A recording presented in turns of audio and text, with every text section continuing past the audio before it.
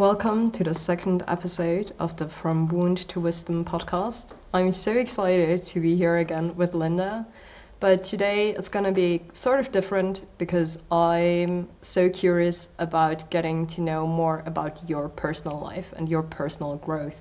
If you could give the listeners an outline of where you have come from and how you got here, that would be lovely. Of course, happy to be here. Yeah, my life was quite a ride, like the opposite of boring so far. I was born in Czech Republic, and we came to Switzerland, the entire family, because of a pretty difficult political situation in Czech Republic. So I grew up in Switzerland, but I'm still deeply rooted in Czech Republic. Like I speak the language, my kids speak the language. It's my roots. But I'm still very glad I'm in Switzerland because it gave me opportunities that I wouldn't have had if I stayed in Czech Republic. So yeah, I had to learn the language as a child from zero, going to kindergarten and school. You know, that was quite a process, but I don't really remember it. I think it kind of happened naturally. Yeah, as a child, you just blend in really easily and you learn new things really easily. So it wasn't an easy time. Like my childhood and my teenage years were pretty difficult because I've always had the feeling that I like kind of don't belong here. I always felt very different from everyone else, including my family.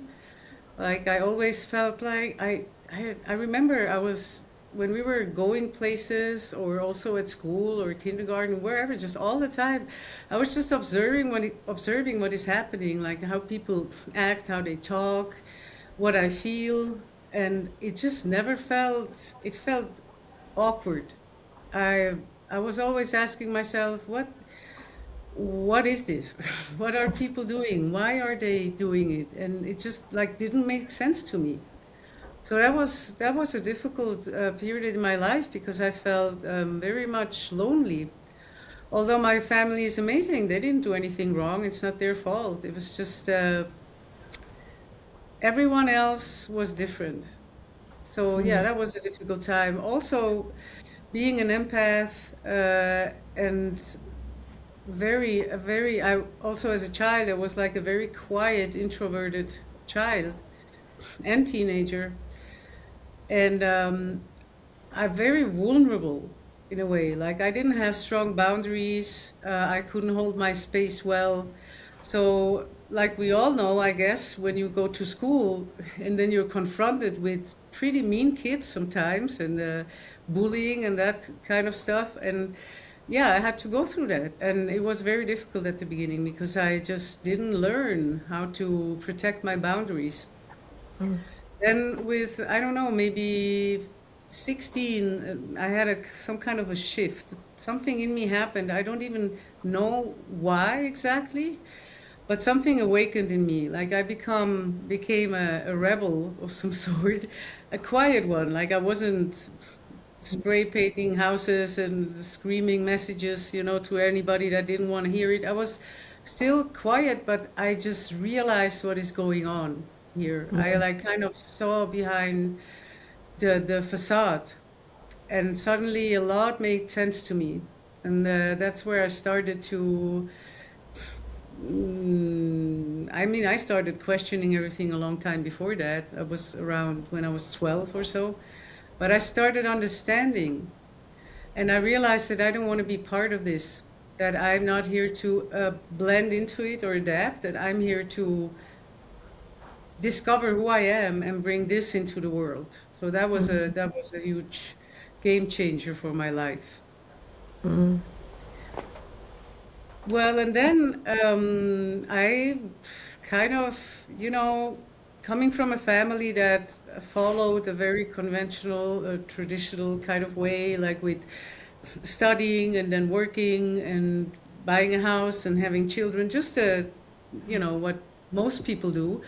I kind of went on the same road. I went to physical therapy school. I tried to be normal somehow, although I knew it doesn't fit me. And then with 19, I went to the Indian reservation in Montana, and that changed everything because when I came back, I just knew the physical therapy is not for me. I've learned a lot. I'm very glad to have all this knowledge about how the body works and you know, how I can manipulate it in the right way. It's amazing, but it's just very limiting. It was too limiting for me because I had to be focusing on the body. And I Mm, started realizing when I work with people, that's not like the real issue. The issue is a lot deeper. And I wanted to go to the root of the problem, but I wasn't allowed to because as a physical therapist, that's not what you are here for. So I quit. And then became pretty chaotic. I did so many different things. I went into business, banking, finance sector, which was terrible, but I tried. And then I had kids. mm, And with my giving birth to my second daughter, my youngest daughter, everything changed because overnight, really overnight, when she was around 1 week old, maybe, everything came up. Like from trying to be normal, although knowing already that this is what people consider to be normal is not normal in my truth. Suddenly everything shifted, and I had this deep feeling that I have to find my way now and live it. Although I was terrified because I didn't know exactly how it's going to look like or what exactly I have to do. So yeah. mm, mm. That's so incredible. Can I ask you, because it's so fascinating that you went to a reservation in the United States at such a young age, what was it actually that inspired you to go there? Yeah, that's unusual probably. That's not a lot of something a lot of people do. And I wouldn't recommend it, just to say that for everyone. It's not a good idea just to show up at the reservation and go like, hey, I want to find your medicine man because I want to study your spirituality or I want to become a student. That's not a good idea. They are not up for it. A lot of people try, and I wouldn't recommend. It's a pretty dangerous place, really. They say that themselves. Like there's a lot of, sadly, still a lot of drugs, a lot of alcohol. It's really not a good idea to do that. I really want to say that very directly. In my case, when I was 12 years old, I told you I was a very quiet child, so I didn't go out a lot. I didn't have a lot of friends. I didn't party in my teenage years. It was just nothing for me. So instead, I was reading and I was just reflecting and just going into nature and just sitting there and collecting herbs. And at a very young age, that was just my thing. And I don't know how this started, but I've always had a very strong connection to like indigenous people, like the Plains Indians from North America. So I read a lot, and I don't know, it just stayed with me. So with 19, I suddenly felt the call to go there. And because it didn't come from here, it wasn't just an idea or an ego thing, it came from down here, from my center. I couldn't resist, I just had to do it. That's probably also why I stayed safe and everything went well, because it was Mm, really on my path and not just something I made up to feel more spiritual or, mm, I still feel it's always the best to connect to one's own culture and not to adopt, someone else's culture. So it kind of contradicted with what I believed in, but I just had to do it. There was no other way. mm. That's so fascinating. What do you feel like when you were this young, like when you had this calling? Because I could relate, and I'm sure so many listeners can relate to like what you've been describing. Did you, how did you manage like to have this and feel this and live this, but still being like, do you feel that you still struggle to trying to belong? Or was that something that you feel that you have been maybe more free or more protected of, opposed to many young people growing up now? I just to make sure I understand the question well, are you asking me if I still feel this today, like the not belonging? No, but like whether when you were in like your formative years, where you were like growing up and then also in a country that you were not born in, did you feel, because you described you felt so different, did you, how can I say, did this influence you? Like you feel that you have lost something of you by trying to belong, or did you really just manage like to stay somewhat like invisible and just, you know, protect yourself of whatever you observed? All right, I think I understand now. Um, no, I don't think I lost something. It was too strong to lose. I just it was so present all my life. I Although I tried, for example, like I told you before the birth of my second daughter, I really tried to have like a normal life that was expected from me from the outside. But also then I just it's like a constant feeling of being uncomfortable because there's this tension of the life you're living that everybody else is happy with because you kind of conform to what is supposed to be, but there's this you inside you, like this truth inside you that just doesn't,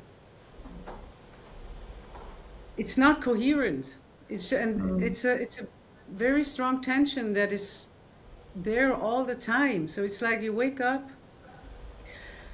and instead of feeling fulfilled immediately because you're like, yay, it's another day and what's going to happen today, and it's just you're all excited and curious and just it's this, you wake up and it just feels wrong in a way. It's like it's very difficult to describe. It's like there's some kind of threat because there's this outside world and there's this inside world and they don't work together. It just doesn't fit. So that was, I think, when I look back, it's a really, I appreciate this question because I'm realizing this now for the first time, like in the wholeness is like that's been my overall feeling until my second daughter was born, and I just everything shifted. It's not a cool place to be, and I think a lot of people have that. And what I definitely want to say is when you have that long enough, you get so used to it that you don't even realize anymore that you feel uncomfortable because that's just how it is. And when enough people live in this uncomfortable feeling, they just like kind of agree on it. This is just how life is. You can't have fulfilled an amazing life all the time. It's impossible. That's not how life is. That's what they tell you, right? It's like life is a struggle. Life is hard, and uh, no, it's not. But you just first you have to unlearn everything you learned to break free from that, and that takes courage. Yeah, for sure. And I love how you described it as this like huge discomfort, right? Because so many people are like, oh, you have to get out of your comfort zone. But the more I align my life with my nature, I feel like, nah, I'm getting into my comfort zone because whatever they describe as the comfort zone is really uncomfortable. And it's great because it inspires you to get out of it, but it's not comfortable. Hey, what you just said, I had a talk with a friend a couple of days ago, and he said, "Well, yeah, so this phase you're in right now, because I'm in a transition too, that's like leaving the comfort zone." And I started laughing, and I'm like, "Hey, honestly, I don't really remember when I have been inside a comfort zone ever. Like my life felt like a constant going, over one threshold after the other, like all the time. That's who I am, and that's not a bad thing. For me, that's good because I never get stuck in a form of life or in a pattern or in a belief system or in a place or in a relationship. I never get stuck. I like always. It's just I'm just flowing. But comfort zone, I don't even know what that is, to be honest. You said that, you know, it takes a lot of courage, and I'm truly so impressed because as I said, I can relate to so much that you've been describing, but I feel that it took much more of a toll on me, and I had to quite really lose myself and like have no clue who I am anymore in order like to reconnect to it because I was just so filled with all of these ideas and whatnot. So, what do you feel gave you this courage, or what inspired you to stay true to it? Because for me, it was despair. There was like no other way. I had to. Yeah, it was also despair to a certain degree, and it was self-love, a lot of self-love, because it kind of goes together. It's this, I don't want to live this way. Like, I didn't say yes to this experience and then just live in despair and, being unfulfilled and frustrated in a way and under constant stress and pressure. And no, like, I love myself too much for this, because it doesn't make sense to me.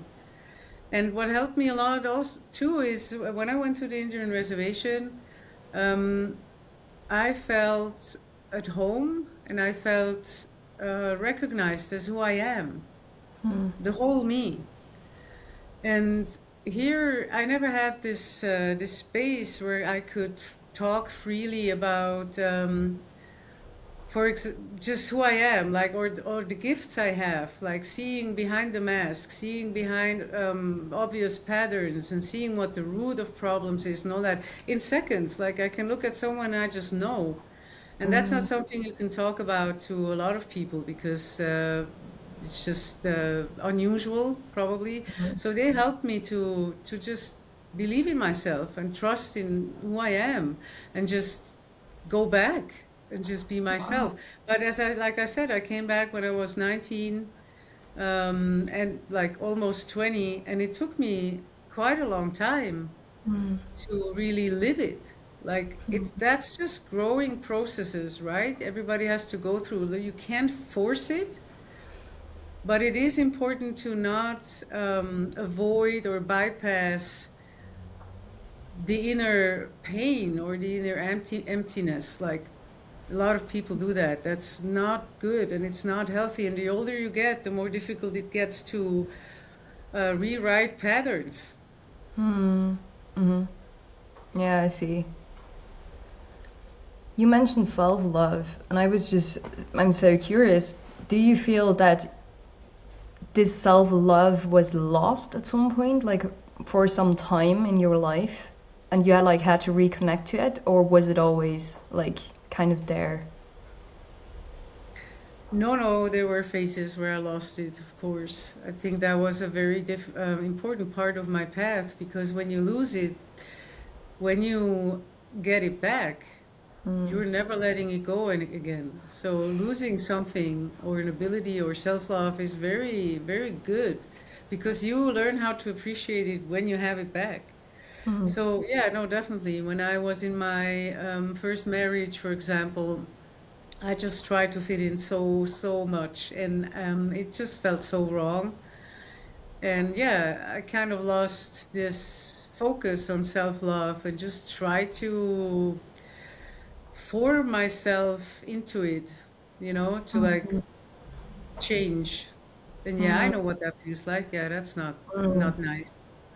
No, it really is not. And I feel it's, I obviously never have lived in another country, but I feel it's so prominent here in Switzerland because it just feels so very present that people, one of the first questions they ask you is like, what do you do? How do you earn money? Like, what is your social status so I know how to interact with you? And it's like, I'm human. Like, what are you talking? Why do you need to know that?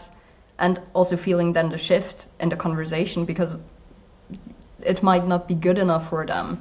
And so I felt the pressure a lot to like fit in this, I don't know, career-wise and whatnot. And I think it takes a lot like to break free from that for sure. I think in any place, really. Yeah. Yeah, and that reminds me of something my older daughter said lately. We were talking about just this. And she said something very wise. She said, in this country, we have all the possibilities. We have safety, security, money. You could be anything you want and do anything you want, compared to other countries where people just survive, right, day by day. And she said, and this is what you do with it? Like, not to me, but like to people. She said, hey, you have all the possibilities, and you're not going for like your dream, your fulfillment. And that stayed with me. That's very true. Mm. Yeah, very much so. This reminds me of a conversation I had with a friend of mine who worked in retail, and I worked in retail too. And I was, always told, oh, I'm going to have academic success. And I was there working, and I thought, okay, I have so much respect for the people that I'm working with. Why don't I have that same respect for myself? And he said something incredible. He said, yeah, it's like other people, if they lose their job or if they lose their status and their degree, they don't know who they are. But we always know who we are. And it was so profound to me, for sure, to be free from these labels and, yeah, know yourself beyond that. Oh, yes, very true. So you mentioned like the birth of your second daughter, right? As this threshold where you realized like this is not the way I want to live. When was the threshold where the life that you wanted to live came into form? I just realized something before I answered it. I have to go back to the birth of my first daughter shortly, because that was actually the turning point. Because back then I was working at a famous bank as the assistant of the CEO, like a position anybody would want, right? Because you earn a lot and you're like the prestige is pretty well. It just wasn't my thing. And from one day to the next, I just quit.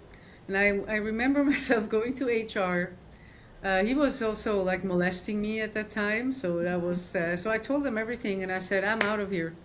And I knew I'm not going to receive money from the government because I quit, right? So I remember myself walking around the Zurich Lake. I took my high heels off that I had to be wearing all day, which is not my thing. And I'm just walking barefoot next to the lake with my high heels in my hand, and I'm just laughing. I'm just laughing because I knew this was the game changer. Like, this is when I said no to this life that I don't want. And it was amazing because I had almost no money. I didn't have a car. I had a very simple apartment. Like, I was reduced to the max, as like I always say. And it was one of the most amazing times of my life. And I was already pregnant with my first daughter back then. So kind of she gave me like the first boost of stepping out of this life that is not fitting for me. And my second daughter gave me the second ass kicking to get out. So they like work together, in a way, which now looking back is so cool. I'm so grateful for these daughters. Thank you. When my life started, like the really fulfilled life I've always dreamed of, that's kind of difficult to answer. It didn't happen overnight. I just didn't wake up one day and then I was suddenly, it was just there. It took time. Um, and it always corresponds with what is happening inside, always, directly.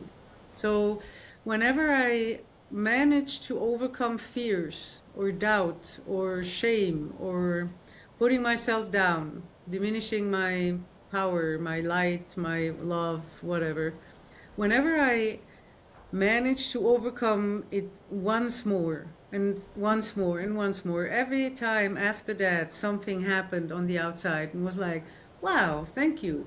And it was just suddenly there. So it's an ongoing process. Every time you overcome one of those like low frequency emotions and heal something in yourself, it shows on the outside. It's just, so I can't really name this one event or time where everything changed. I can't. It was an ongoing improving process. Yeah. Where do you feel you learned about like that this is possible and this is actually the way it works? Did it feel like for you like a leap of faith when you started out like moving towards your dream life? And it still felt like a gamble, or did you already know now I'm going to win? You know what I mean? Hmm. No, I didn't know I'm gonna win. Because when I started relying on like kind of my gift or what I came here with, I had no idea if it's gonna work. I had Mm, no idea. And everybody on the outside was like, yeah, but that's not gonna work. You can't live like that. You will have no money. You will not be able to like provide for your daughters, so all it's not only one's own fears that affect us, it's also the fears that come from outside, the projected ones, right? So people mm, tend to project fears onto others because they don't want to confront them themselves, so they put it onto you. So you mm, have to deal with your own fears, and then you're dealing with the fears that come from outside.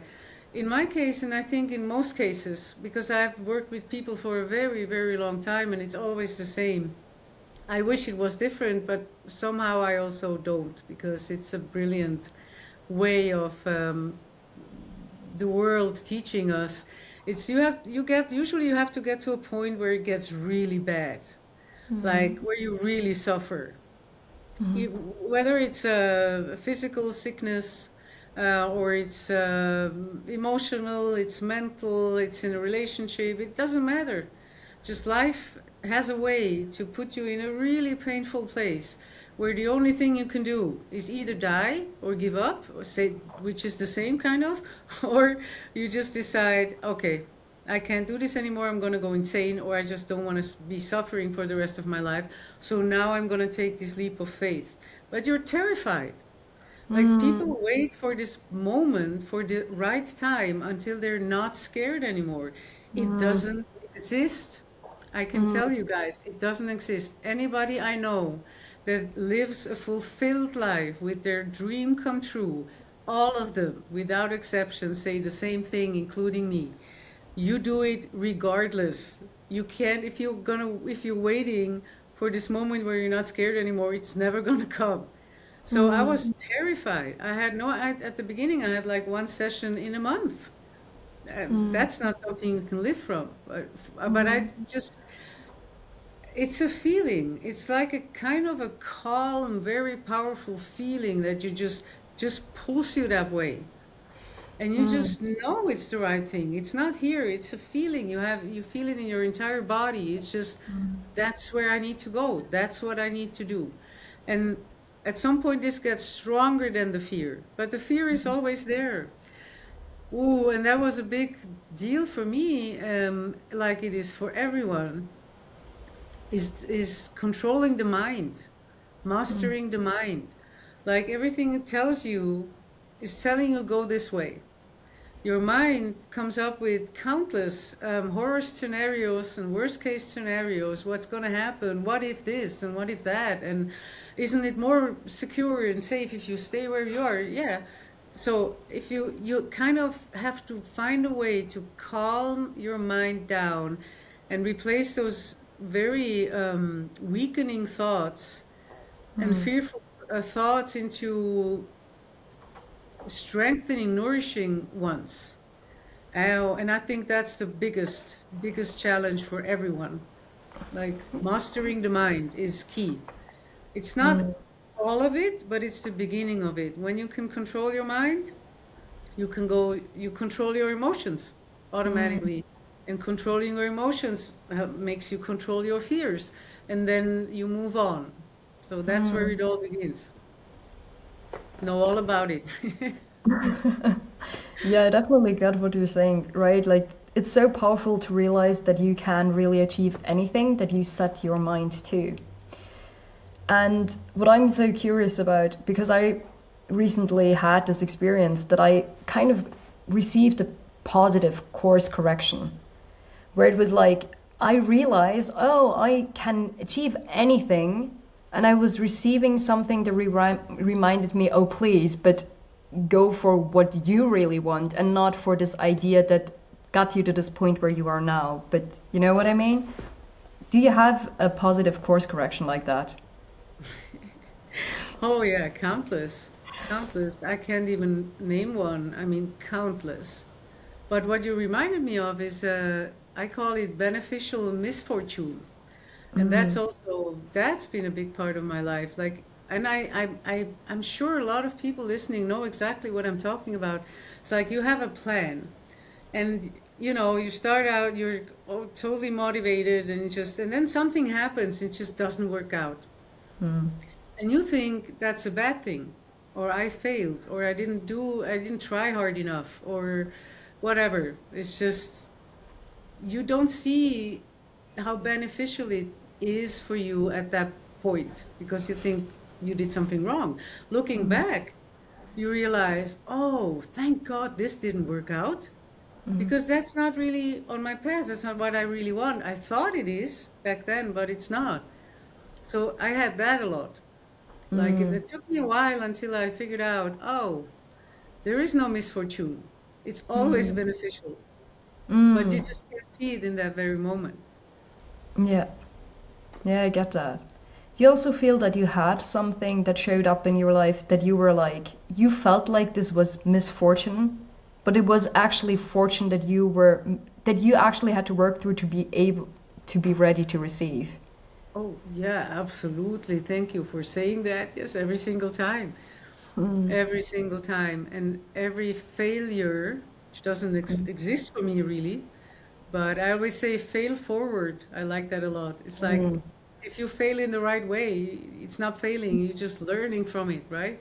But yeah, absolutely. And every hardship and every like there is no such thing as being misguided. I think it all belongs to the growth and to becoming also stronger and more courageous and wiser, and it's an invitation for staying in relationship with yourself. And yes, absolutely. Grateful for all of it. That's awesome. That's such a powerful place to be in, generally. Like I've been realizing that, and also coupled with like self-love, where the hardest, like the decisions that feel like, oh my God, I have to make a hard decision, they're the easiest because it's like, but I want a good life for myself. So if you put things into perspective, it's like, do I want to reject myself or do I want to choose myself?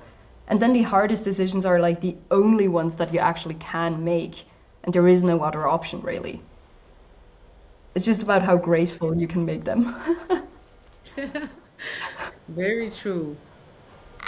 Very true. Yeah. Yeah, it never gets boring. Never gets boring. Do you feel that you have been more someone who has to like grow into her power, or do you feel that you had to tame it down? Do you know like what I mean? Like because I definitely like was one who had to learn to tame it and be in that power and learn not to do something with it all the time. Wow, that's a very complex question, like for me.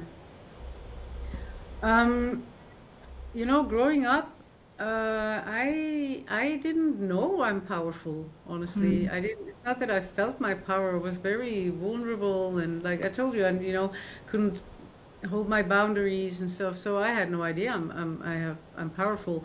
With that shift, when I was more or less 16, that changed. So suddenly I realized, oh my God, there's so much power. And that's something you kind of like led me to.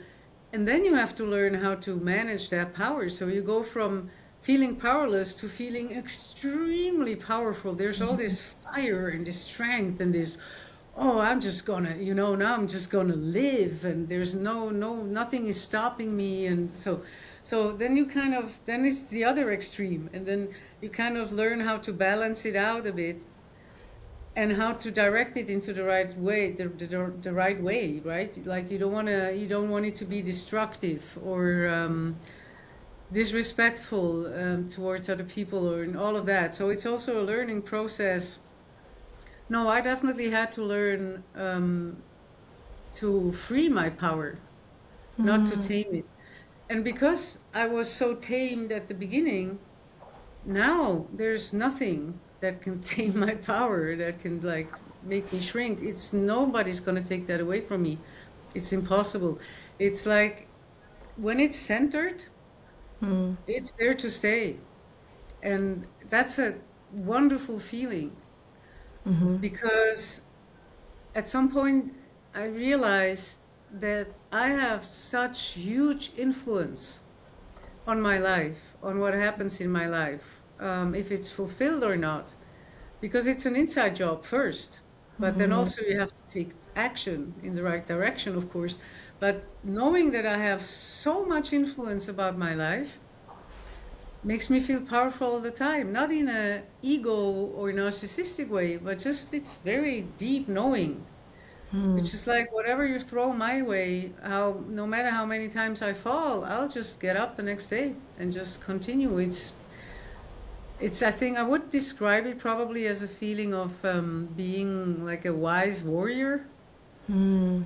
It's this energy of a warrior, but not in a destructive way, in a loving way. Like, Mm. I love myself. I wish for everyone else to love themselves too. I can't Mm-hmm. do the job for them. We all know that. Nobody can. You have to do it yourself. But to answer a question you asked earlier, because that was kind of missing, what helped me also to stay on my path is because I had the feedback of the people, because they always told me that helped me so much. Thank you so much. And so you have this feedback of like, wow, I can actually make a difference in their life. So Mm. there's nothing more beautiful than that. Nothing. And then I also used to say, when I die one day, like, leave this body, I can look back and I can say, if I helped only one person, and I think it was more than that, then it was worth it. Mm. Yeah, that is so incredibly like humbling. Like, right, we sometimes drown in despair because we want to help everyone and we don't know how. But really, like, one life is the reason that touches us and like inspires us to wanting to help. So that should be more than enough. We don't have to be the hero of the whole world and like sacrifice ourselves for it. And I think that was, I think it was like 10 years ago when the narrative was really pushed with dystopian movies and books and whatnot, like that you have to sacrifice yourself for the greater good. Do you feel that was something that took an influence on you, or have you always been like that you want to do what you want to do for yourself and not like, to save the world, so to speak? That's a really, really good question. Very important one too. No, I honestly never had that I had the feeling that I have to sacrifice my well-being or my abundance or just my life because it doesn't make sense to me. It Hmm. just totally contradicts everything, my truth. I'm a human being. There's all those human beings out there. If I want to show them how to live the beautiful and fulfilled life and then use this fulfillment to help others, that's what it's about. I cannot live like a martyr, just not taking care of myself, not being loving with myself. That's a total contradiction. And I kind of always knew that, not always, but since a long time. Hmm. I was, I just knew I can't lead by example. I mean, I lead by example, so I have to give the right example. Hmm. And not being kind to myself is definitely not being the example that I want to show to people. So that wouldn't Hmm. make sense.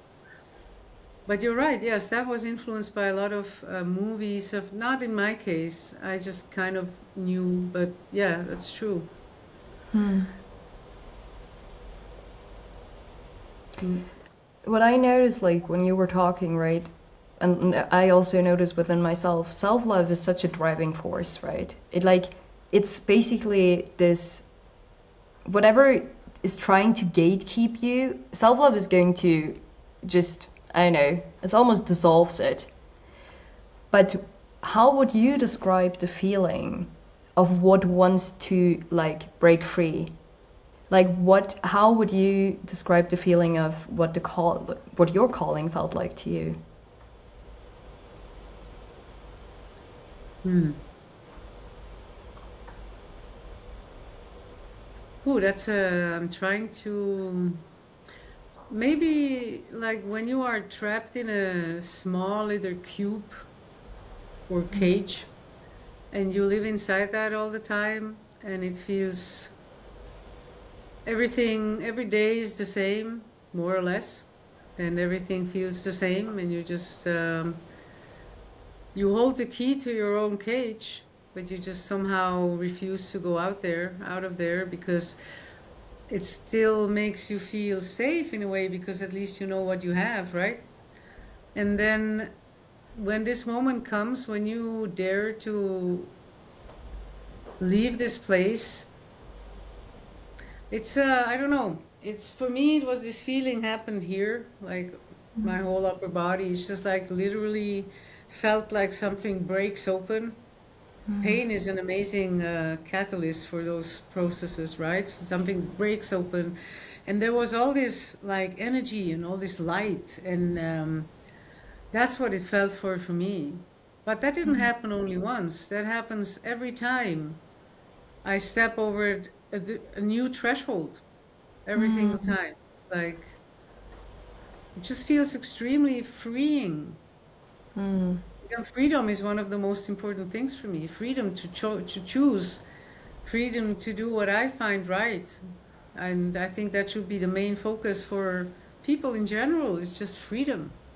Mm. Yes, very much so. And also just respecting your own freedom so much that you cannot help yourself but to respect the freedom of other people.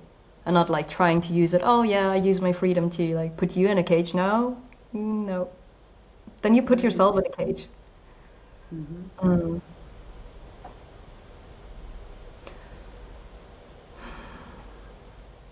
I'm just feeling into it because, like you said, so many incredible things. And I would love to round it up with a good one. I actually like the silent moments in podcasts. Not a lot of people can sit with silence, especially in settings like we have right now. There's this feeling of, you always have to kind of entertain people or give them what they came here for. Honestly, I love silent moments. So there's no pressure at all. Okay, I'm glad. I'm Well, if glad. it should come up, will definitely come up. And until that happens, we can just sit here and be silent.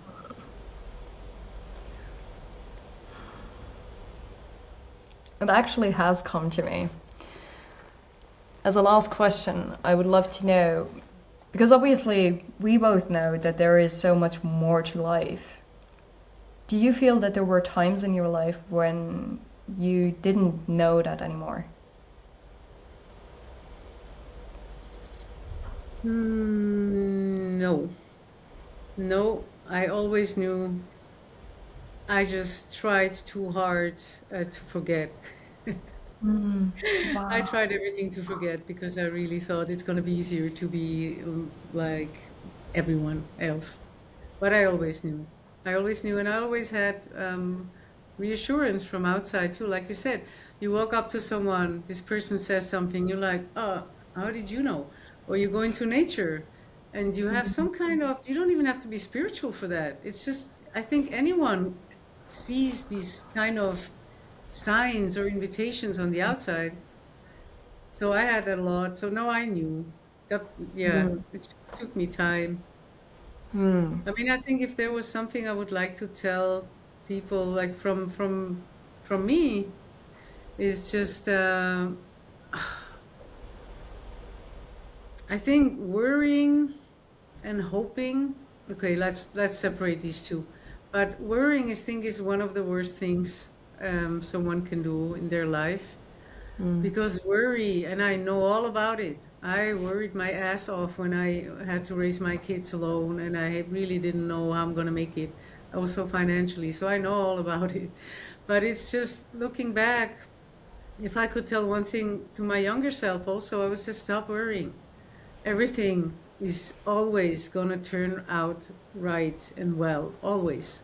And worrying makes everything so much worse. Worrying is Mm. horrible, because you're so scared and you feel helpless and you feel like you cannot influence the situation directly. That's just horrible.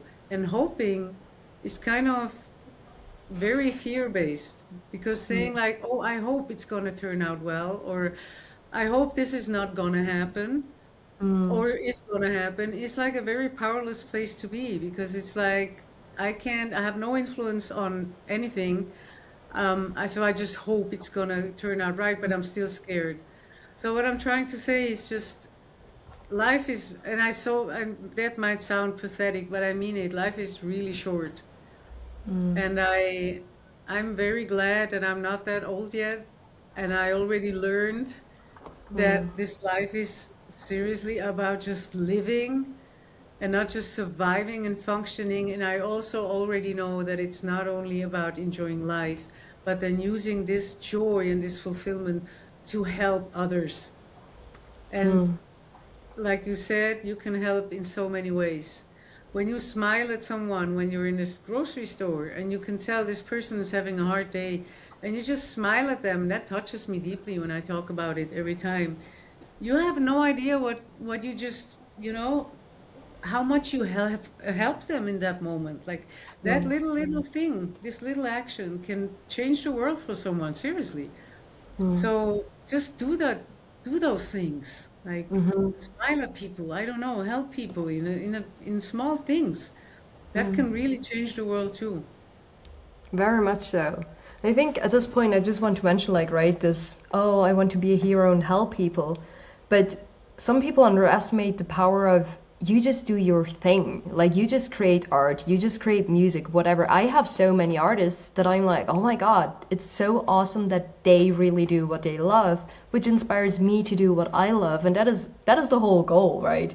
So, yeah, it's easier than people think. They don't have to sacrifice their own passions in order to be helpful to people. And that's just so beautiful that passion is the key to help people. Like, you get to connect to it and to connect to yourself, and that's gonna be so much that you can do for the collective. Right. Yeah. Exactly, because you wish everyone to live their Mm. dream. So the best thing you can do is live yours. Mm. But I still believe that helping others consciously, on top of that, Mhm.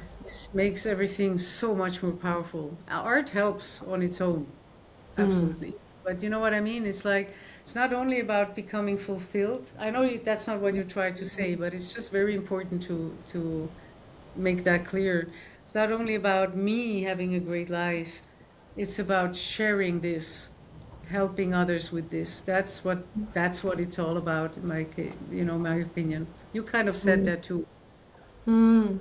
It's just No, really but I love important. that point. Yeah, very much so. I want to mention something because you said, like, about like worry and hope. And I think it is so much about like insistence, right? Like, you insist on a specific outcome, and it is almost like you only believe yourself to succeed in specific outcomes. Like, you fear to experience yourself in the challenging situations because you're like, oh my God, what am I going to do now? How am I still going to be able to see that I'm awesome and like great and whatnot? Absolutely, but it can also go to an extent. Look, when you have a child, for example, and this child is not doing well, Mm. health-wise or mentally or emotionally, and you're seriously worried because you want it to be just happy, right? Then of course the usual instinct is just start worrying. And a lot of mothers have that. It's like, oh my God, something's wrong with my child. What can I do? I just hope it's going to turn out well. So it's not only affecting one's own life, it is directly affecting other people too. Like automatically. Even if you tell them or not. Quantum physics, they feel how you think about them. So when you have a child that is in a dark place or is going through something really difficult, the most powerful thing you can do is work with yourself that much that you know they're going to make it. It's Mm. not hope, you just know. So you go into this feeling of my child is happy and abundant and just healthy and all of that, although it's not there yet, but you just know this is going to happen. And you try to feel it, and every time you think of them, you're like, you're great, you're so strong, you can do it, I know you're going to make it.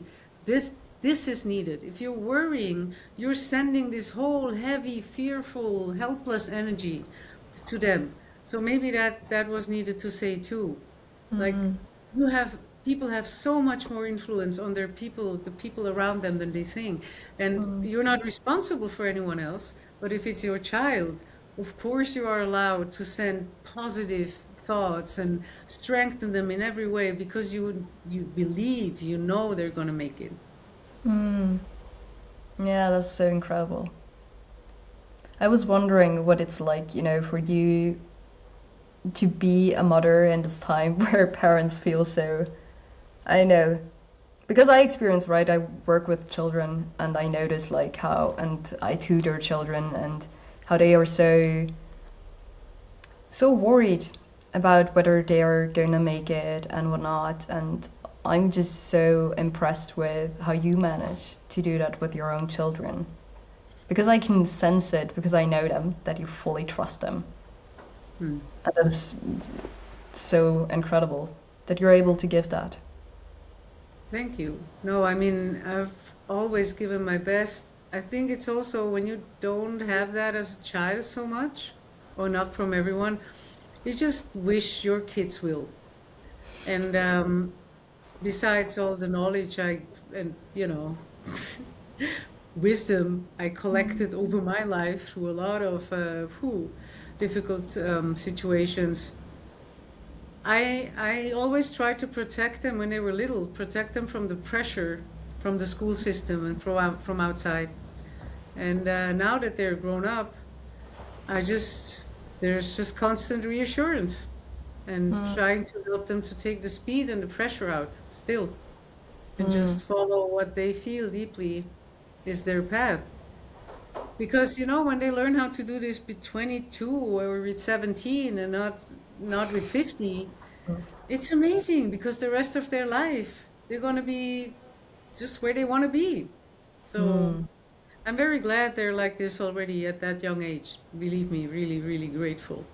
Yeah, I bet. Yeah, I am so grateful too.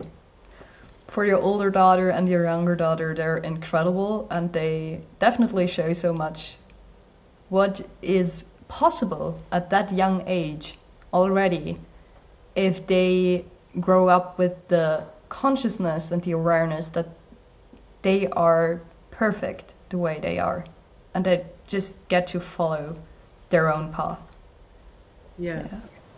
Yeah, and that they don't have to adapt to a system that is not healthy everywhere. We all know that.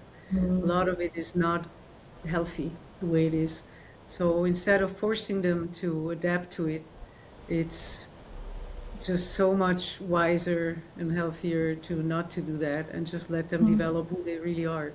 And I'm saying that because I wish for the children that as many as parents as possible feel that and try to change, I mean, start to change their truths so their children don't have to go through the same things they had to go through. So they can grow up free. But that's on the parents as long as the kids are younger, right? Yeah, very much so. It was very shocking for me, like to realize that the parents that do treat their children the same way they were treated, they they truly believe that the only way they were able to make it in life was because they were treated as badly, and that's just so tragic. Mhm. Right, and they're just trying to do the right thing. I believe that most parents try to do the right thing, right? But they just can't imagine that there can be other ways that are so much healthier and happier. Yeah, Yeah, but for we're sure. getting there. As Absolutely. I said, the only thing we can do is just to do it ourselves, and then yeah, To send out this kindness because that, I think your kindness and your generosity, that was a big reason why I was inspired to go a different path because I realized I'm receiving what I thought I had to fight for, and now I'm just receiving it. And instead of like making me a lazy bum that is like, oh, I'm gonna take that, that was like what I was waiting for, it was like, oh my god, I want to match that. And was inspiring and fueling. So it does not always take like negativity to form us into something bigger and better. Yeah. That's beautiful. Thank you. And that's like the chain reaction that happens. Because Mm. then you do it for other people and then they are invited to do that too. And then there's this chain reaction of just love and understanding. And that can seriously change the whole world. Just a small thing like that, right? Mm. Yeah, I feel it is changing the world already. It's amazing. Thank you so much for your time today. It was incredibly insightful. I loved it. Is there any last thing that you'd like to share? No, I don't think so. I Just love live. that. Just live. Thank you so much for Thank listening, you. really.